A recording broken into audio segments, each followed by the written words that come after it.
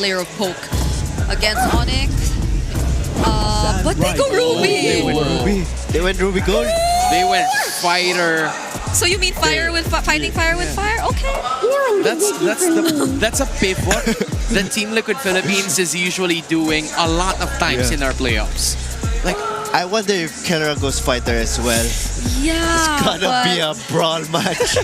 I twisted TNC yesterday was already enough of a brawl match, but I wouldn't mind seeing another one today. We can see one more. You can see what's Kera hovering. Oh, is he actually? He wants it. He's pressing a what? Is that gonna? Is that? He's looking at an X-Borg. It works on MPL Indo. I think Alter Ego played it before. Yeah, they seem to be thinking really hard about this though. He's hovering it. He's hovering. He wants it. Come on. Come on, Kera. You're gonna press it. Oh, it's not! He went the same pick. He's gonna go for this Moskov. Moskov kind of dipped already in terms of the, in terms of the pickings. But hey, if it's Kera who's using it, there could be a potential win. But we were so close to seeing an X-Borg. I mean, that was really good in X-Borg. Yeah, exciting if you would ask me. But this is, I guess, ONIC just trying to really stick to what they're known for and trying to stick with comfort, I feel. It was already, to some extent, comfort that they did try to make work in game number 1, but I don't think there would or there should be any jitters this time around. This is where they should really start fighting back against Team Liquid Philippines. And that is exactly what they're going to be doing. Coach Snap, thank you so much for your info. It's ONIC and Team Liquid Philippines once again. Nice to Leo. Time to get the ball rolling. And here we go to game 2.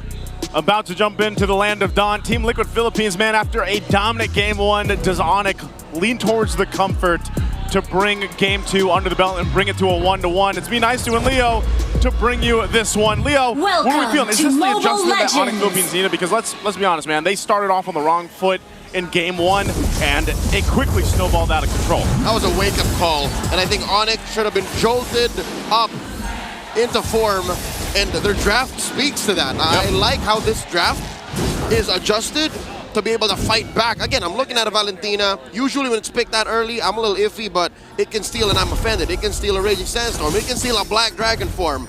Prince woke up today and chose violence, and with his hero, he can wreak havoc. He can, man. After the early first blood on the Kimmy in the previous game, I think Super Prince is one of those players that if he picks the Valentina, regardless of what order in the draft, you're like, okay, you know what, it's a Super Prince. We've seen him do, respect, right? We've seen him do some crazy things on the Valentina just across the world in general. And he's got his pickings in terms of what ultimates he wants to go ahead and take from tlph. And he's been pretty on point with deciding on the right ultimates for the right situations. Now looking into this too, you've got to be able to go ahead and point out the fact that this is a matchup where OHEB on the Ruby, that fighter gold lane, man, it's been popping up time and time again now. We've even seen the fighter versus fighter gold lane just yesterday. So OHEB versus Kelra here is going to be interesting because especially as the game goes on, that crowd control, that little bit of extra crowd control that this lineup that tlph has might be deadly, especially for Kelra. So he's going to have to be like locked in. And again, that's why he has the Purify to kind of alleviate some of that pressure that he's got to deal with. That might be. This is Liquid's MO. They want a team fight. They want to secure what they start up in these team fights, and they need crowd control to do that. OHEB, by picking a fighter gold lane, help do just that. Black Dragon form here by 40. Where's he going? Straight to the turtle pit, helping Carl DC secure, and ONIC looking to punish post-turtle they want to go. Bravest fighter coming through in a stolen Black Dragon. Oh, and they're going to go. They take out Carl TZ, and SOD comes through too. They want this purple buff to capitalize more of the punishment. They're going to find it out anyway for this one. Oh, the Sigma gets kicked out. King Kong can't commit. Grab the purple. He takes out 40. Sanji very low. Gets pushed back as JP holds the fort and keeps that purple in the brush for Carl to collect. ONIC, great recovery despite missing out on the turtle, up by 500 gold. Great response there. And again, that was Super Prince that took that Black Dragon form from Sanford. And he was like, you know what? We'll go ahead and use this because Sanford used his just to kind of get out of there and then help secure the turtle. But it was Super Prince that made that happen where they get the 2 kills under their belt. So really, they get this minor lead in their favor. King Kong gets a kill. Brusco himself. And I gotta say too, with the YSS in the hands of King Kong, getting an early kill is much better already than what we saw in the Joy, the previous game. Like, just because, again, Joy, when she falls behind, you're in this position where it's like you're just scrapping what you can. And he was, I mean, at one point he was 5,000 gold behind Carl Teasy. Well, now he should be able to go ahead and control the pace on this YSS, hopefully leading into the next objective. King Kong on the Asian Shin, King Kong on a Haya, King Kong on a Lance. I would put in my top 3 junglers of the season. But King Kong on the Joy, despite that being his hero, especially if you watched game 1, questionable. Better shape for the Super Fam right now, going into the second turtle, 30 seconds in, same spot. Same spot right now too, and you know, this has been a hero of discussion as well. Sanji with the Lunox, man. I know even our panel, a couple times throughout our series last night, we were like, what, why? Like, they didn't know how they felt about the Lunox. Ruby, especially in the regular season. There was a time where that was all the hotness, but now it makes sense. Sanji's undefeated with his Lunox. Yeah, and he's one of the few players that has that kind of stat point on that hero. And you can make it work. Again, it's great for going ahead and taking out some of the resources, whether it's battle spells or ultimates from the opposing team. But then you can't deny the amount of burst potential that Lunox can provide as well. So the second turtle is up. You still got both gold laners on that side of the map. So ONIC will hold this one here. King Kong holding on. He's just going to continue to farm up. I'm not sure if it's tlph that's going to go ahead and be the ones to try to get ONIC to respond to this. Both teams have an equal chance to get it. Full contest. Sanford going around, looking for targets in the back line. Carl Teasy with a retribution. JP very low, gets the hell out of dodge. A stolen Black Dragon form by Super Prince, zoning them out. The flicker from Kirk. No one falls. Close calls, though, on both sides as Liquid takes their second turtle. Okay, a whole lot of nothing in that fight. It looked like it would break out into a fight, and then I guess just ONIC didn't have the positioning that they were looking for. Oh, went with a steal. Yeah, a little bit of steal there. But, you know, still, you got to look at this gold lane and how this is going to transfer over here. It is Kelra that has that bit of a lead because of the fact that OHEB has been traveling up. Oh, hold on, Kelra. Sanji got eyes on Kelra. Nowhere for the gold standard to go, but down. Hey, goodbye gold, you know, goodbye gold lane that I was mentioning. Yeah, I was going to say OHEB has had to go ahead and rotate towards those objectives. Well, then you just call in Sanji. You burst down Kelra. All he has is that Purify. He can't escape those two heroes. So now some pressure there too. Is actually going to get the tier 1 down to the bot. Super Prince taking some damage from Carl Teasy with that Thorn Rose. That turret, tier 1, does fall now. So tlph taking the first turret of the game. What happened to ONIC?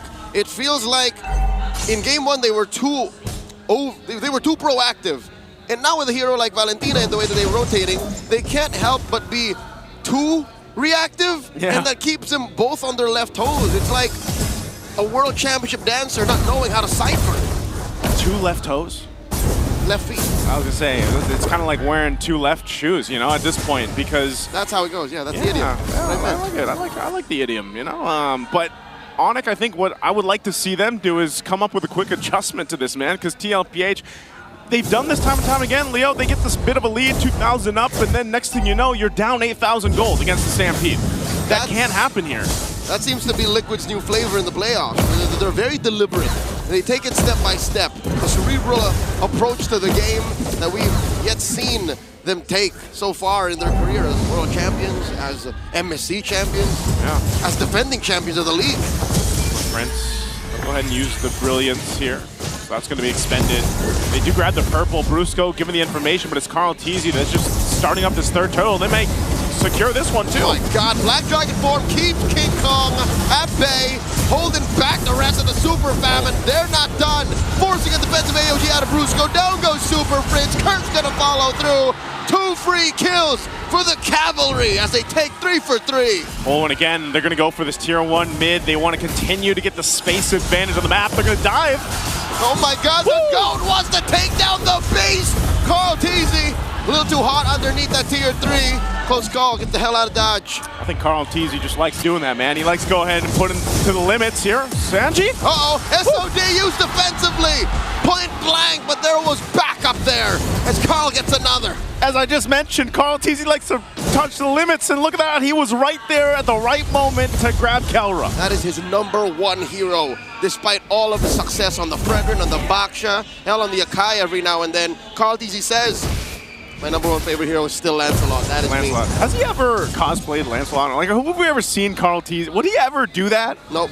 Carl No, Teasy has he only wouldn't. ever worn eyeliner.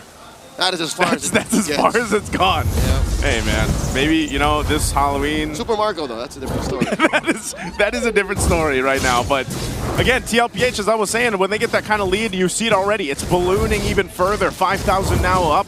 More turrets down. Pressure on this side of the map. ONIC, they're kind of struggling to really be able to find a moment here. Carl Tizzi picks up a brute force breastplate.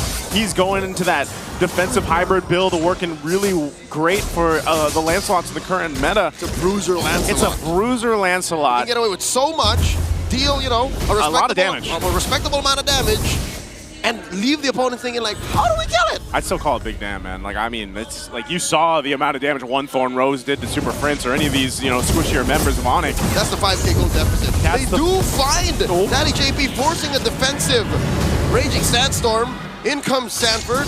Oh, so ready to defend his dad. Not his real dad, but you know, his dad. In-game dad. But yep. That's a push down bottom. That was all for that tier 2. It was all for that, and they knew that this load is over. They're gonna go for Sanford. He's a half dragon getting caught by 3 members of the Super Fam. Jumps into him, knocks him up, hits the Petrify, and in comes the backup. Down goes King Kong, down goes Brusco, and it's all according to plan as Liquid decimate the Super Fam. Prince caught up behind enemy lines. Sanji gets him. 3 for none, going for the Lord. The Super Fam gets run over by the Stampede. And with a dragon or not, Sanford made that happen. Again, confident enough to just say, hey guys, we got this. OHEB got there in time. With this Ruby, the crowd control's insane, and then they just capitalize off of it. Joseph, that's the 6K gold lead you're looking at. The 3 members that Sanford was tangoing with did not have enough damage output to stop him on those warrior boots with the Oracle. I don't know if that blade armor was built already when he engaged, but it was just too much. Like, he survived. He survived. It was enough with the shot. The Shaw Essence, man, the Petrify, everything. Like, he didn't need the dragon form, like I was saying. It's just, they're overloading right now. This is just a perfect display of what we're always talking about with the Liquid Stampede. And they seem to almost refine it in a way for the playoffs. I don't know. It's so clean here. I know we saw a little bit of a rough patch for tlph in the regular season, but now look at this. Oh, look at that. A flicker. Raging Sandstorm. Animation cancel. Plus the glorious pathway. They take down Daddy JP straight off for King Kong and Calera. They're still inside the base. Down goes the turret. The Lord marching with them. This is a stampede of unprecedented intensity as Liquid go for the base. Super Prince left. The Cavalry are at match point. Are you kidding me? 11 minutes game